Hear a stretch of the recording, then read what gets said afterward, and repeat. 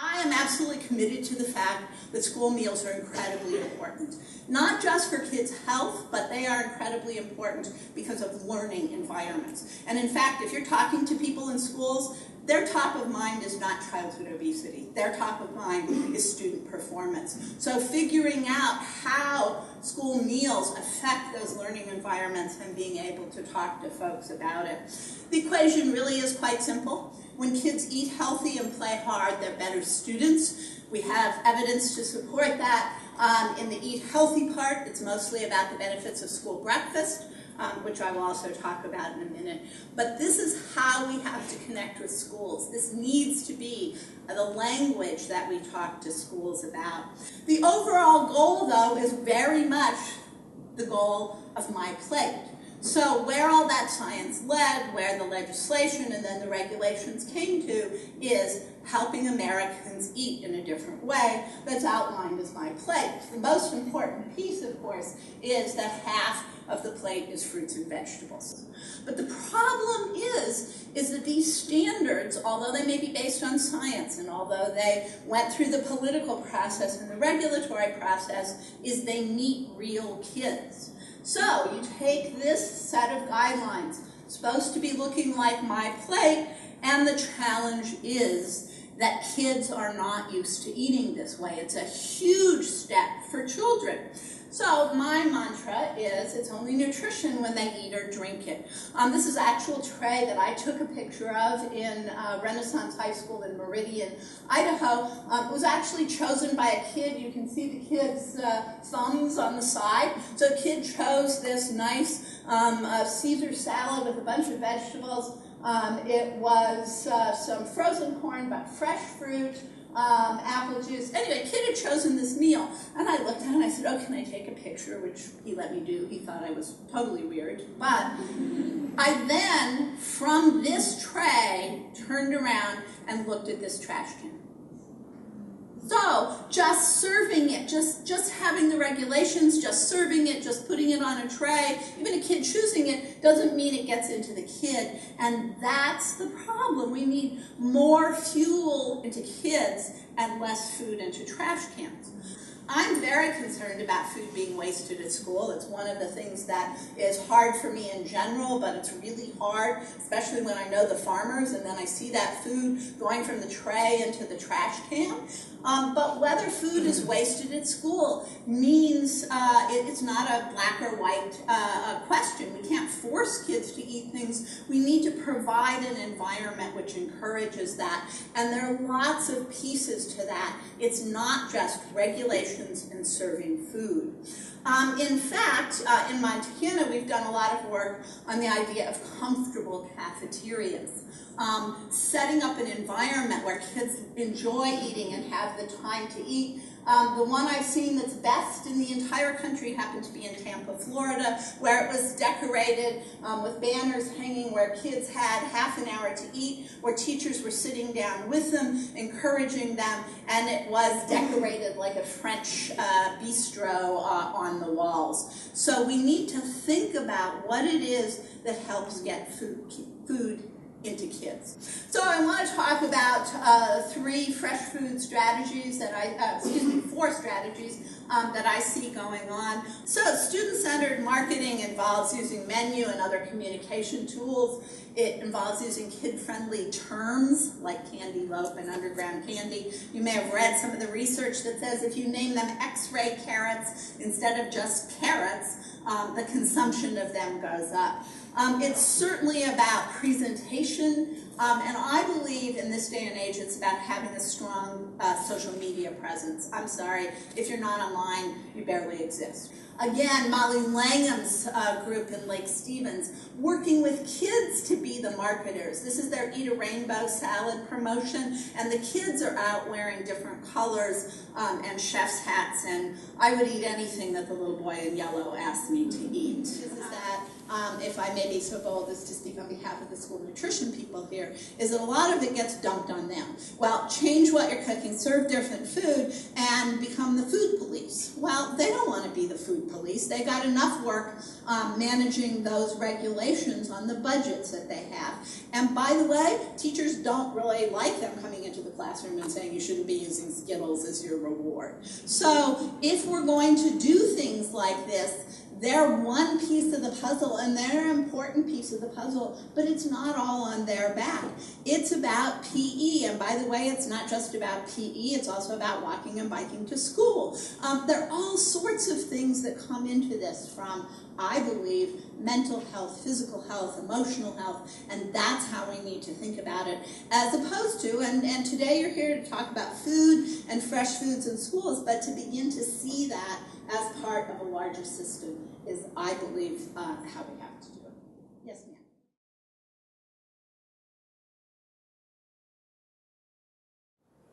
Okay, to start with, Jan and I first connected through Scott and his wife Maggie because they were selling the school district apples and they wanted vegetables. And so they recommended me. And so I talked with Jan, and then a very simple process to get set up is go to the district office, fill out the paperwork, have a business license, that type of thing. And every week then, I send out a fresh list, and they communicate with the schools. Is that better? On the school end, we need to have menu flexibility. We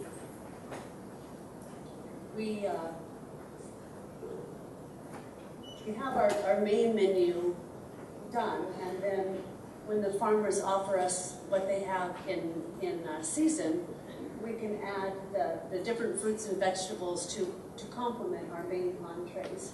I'm ordering and receiving seeds and getting started planting. And so any new things that they want me to try to grow for them, that's very fun. I like to try new vegetables in my garden. I know last year one of the middle schools wanted me to grow wax beans and leeks. So gave it a try, turned out great. And then those things I also can use to supplement in my farmer's market. And it provides the farmers, and Scott and Maggie and I discovered this, that schools like the smaller pieces of fruit, whereas the general public like the great big apples. So it provides the farmers a market for their smaller fruit. When you sell to the school, you pick it, you load it, you wash it, you deliver it, and you have the opportunity to go into the school and visit with the manager and the cooks and see what's going on. That's a significant savings in overhead, time, and money. So that's a real benefit to the farmer. Right, I look at what I sell things for at the farmer's market and realizing the time involved with the farmer's market and the school, that I can sell, items at a better rate for the schools because I don't have as much time invested. One of the things we wanted to do was to use something fresh so that they know we used asparagus. We had a lot of things, but we used asparagus and we blanched it and let the kids try it. They tried it fresh. And then we also had pickled asparagus, and that's what came from the Columbia Valley Farms, because we wanted them to see what you could do with a product. Also, it gave us the opportunity to not only have it fresh, but then to be able to continue to put on our salad bars after the asparagus was out of season. So that's kind of how we got started with using the pickled asparagus in our school on our salad bars.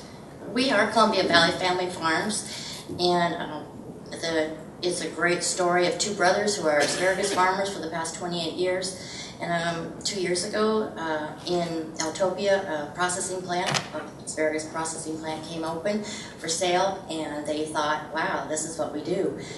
And it was a hand-in-the-glove fit, and so they bought the processing plant, and then Jeanette put our pickled asparagus into their school district.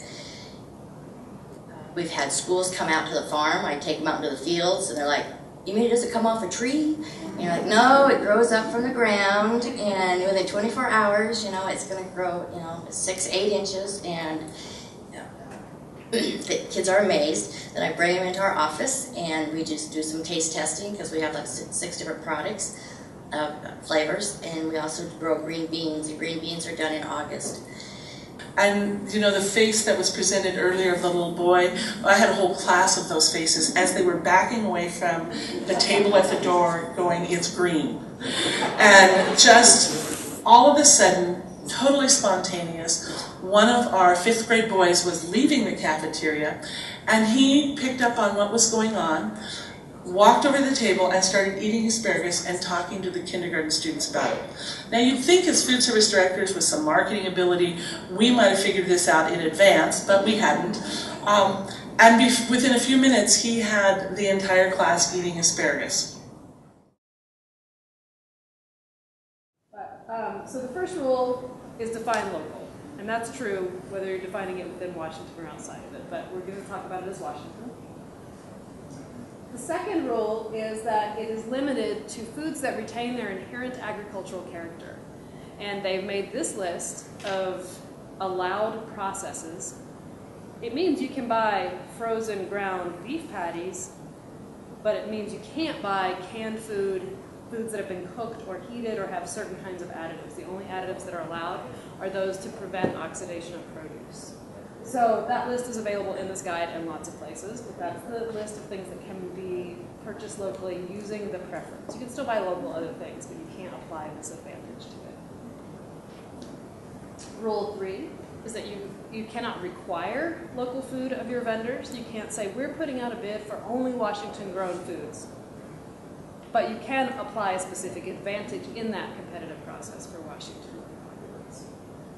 And then rule number 4, it has to be applied to the origin of the product, not the vendor. So rather than saying, we want to buy from Washington farms, you can say, we want to buy from vendors who can provide food grown in Washington. So all of this is about getting more locally grown food, and Congress and USDA have intended this to make it easier to buy locally grown food. You can geographically preference local, minimally processed. Local is defined by the school district. Minimally processed is that list we already saw, boiled down to this shorter list. And these are things that cannot be. Actually, anything that's outside that minimally processed list can't be, but this is a short version of some things that if it's canned, you can't buy it for geographic preference. And then products, not the vendors, farmers, processors that you're buying from are your criteria. My understanding, based on lots of conversations with lots of people, is that it is per purchase. So if you're doing a produce bid and it's under $40,000, even if it's a seasonal produce bid, you can use informal. Or you don't have to, in our state law, you don't have to get competition. That's not going to be true for USDA. So between 40 and 75,000, you use an informal, you have to get 3 quotes. Over 75,000, the auditor is going to ask you why you didn't do a formal bid. And this is also true, so it's true per procurement. It is also true if you end up buying over that threshold from any one vendor during the year, because you were then sort of breaking up their purchases over multiple days. But USDA has said that there is no bottom threshold for competition. So regardless of what your state says, you have to get at least 3 quotes for every food purchase using the national score. I think most people are clear about that now, but that wasn't always so clear. If you're buying Washington-grown food, your threshold is $150,000. If you're not, it's $75,000. In your guide, it kind of goes into what steps are required for formal or informal. You could write down, I'm going to buy carrots with tops on and potatoes for Taste Washington Day, and ask 3 vendors by email, on a piece of paper at the farmer's market. You can even do it verbally. You just need to write it down at some point that you had that conversation, who you had it with, and what their price quote was, and what you selected to do. So you want to document each of those, even in a 3-quote informal process. But that can happen with 3 farmers. So when we talk about applying a formal geographic preference option, which we're going to look at in a little more detail here, I want to first talk about this informal method, which links most closely to what people are already doing. So essentially you know the farms in your area, you're going to ask 3 of them to give you a quote on apples or pears, and you're going to take the lowest quote of those.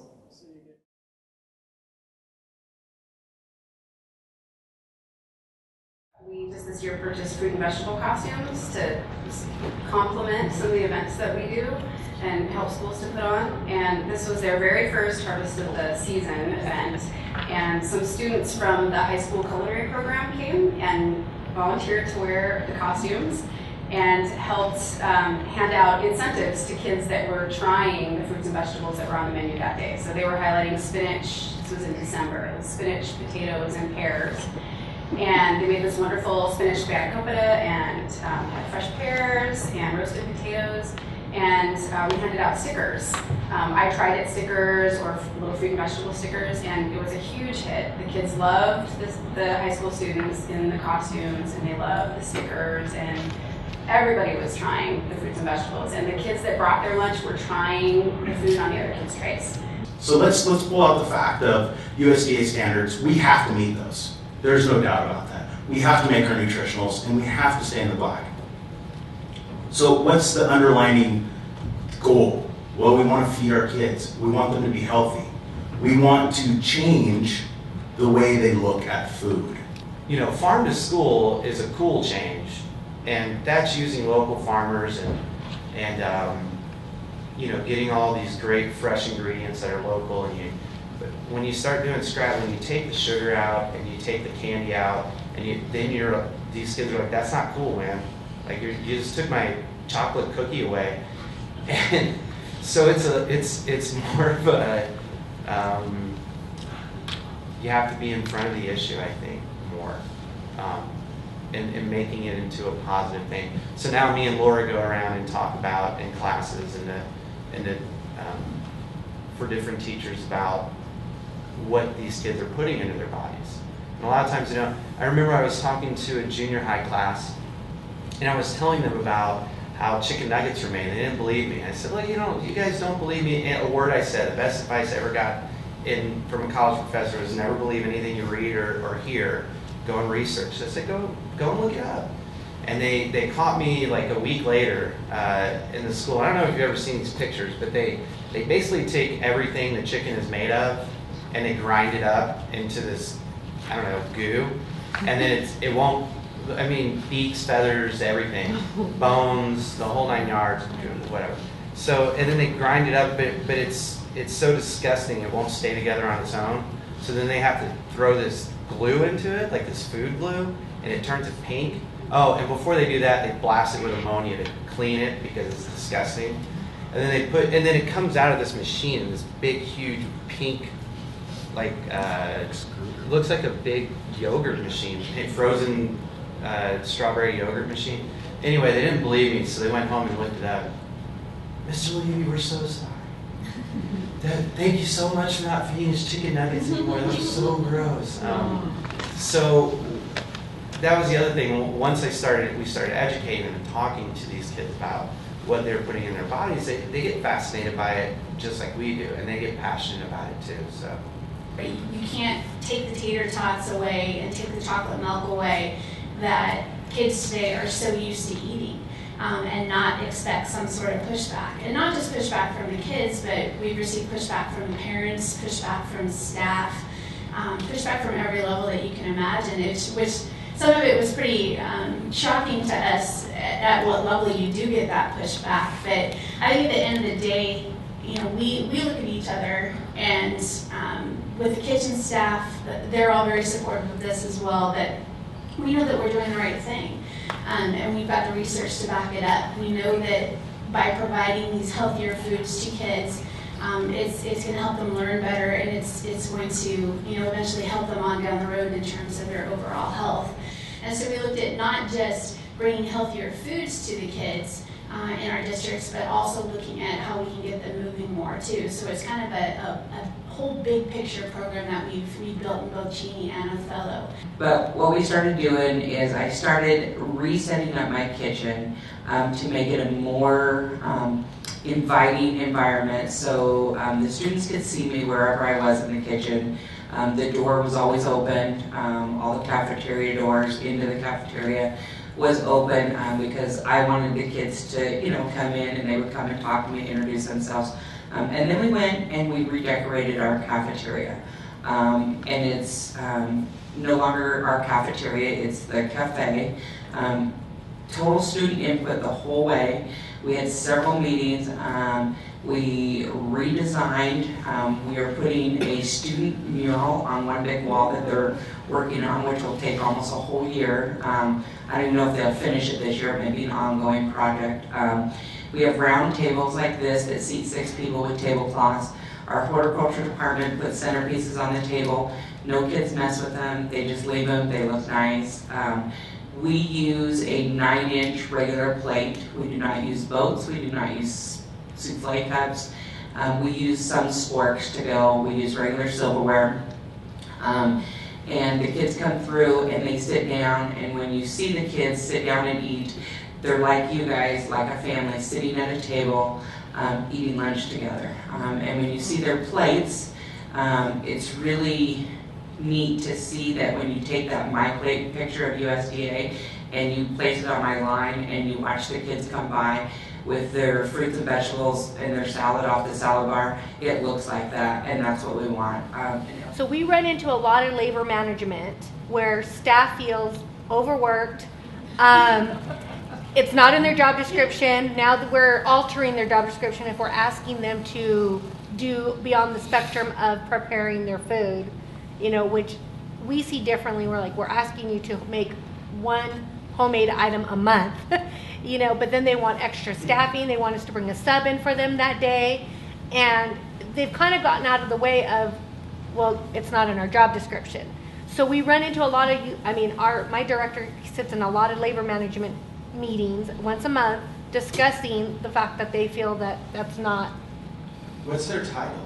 Cook. Okay, well. Right, That's exactly. what I told them. When they started complaining to me, I said, what is your title? Cook. Okay. I said, okay, well, that's awesome. You're going to start cooking instead of warming. Over 31 million children receive school lunch every day.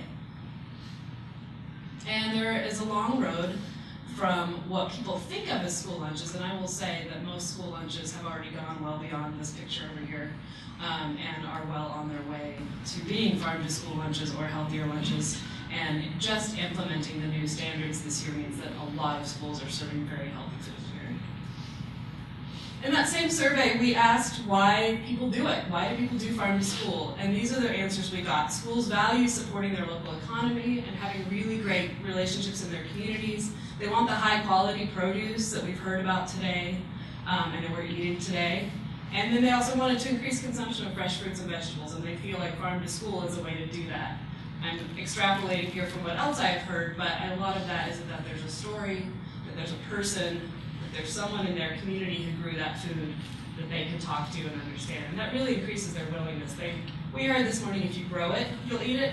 If you know the person who grew it, that also helps. So our job as farmers, as other people working in communities, is to make sure that schools have the tools they need to know what's there, what might work in their menu at what time of year, and how to use it, all of those things that will help them decide that working with their local farms is an option that they can accomplish and succeed with. Farmers have a hard time marketing small fruit, and school districts are a great place to market small fruit. Half a cup of fruit is not a very large amount, and that's our requirement. So one small apple is a fantastic size, for that meeting that requirement.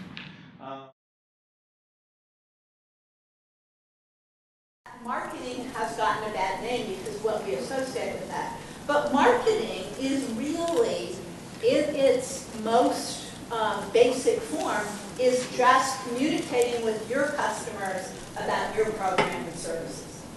And the only reason why you wouldn't market is because you don't care about your customers. If you want more fresh foods in schools, if you want to sell more carrots, anything you want to do is going to involve marketing. The brand for horned melons is called Cucasaurus.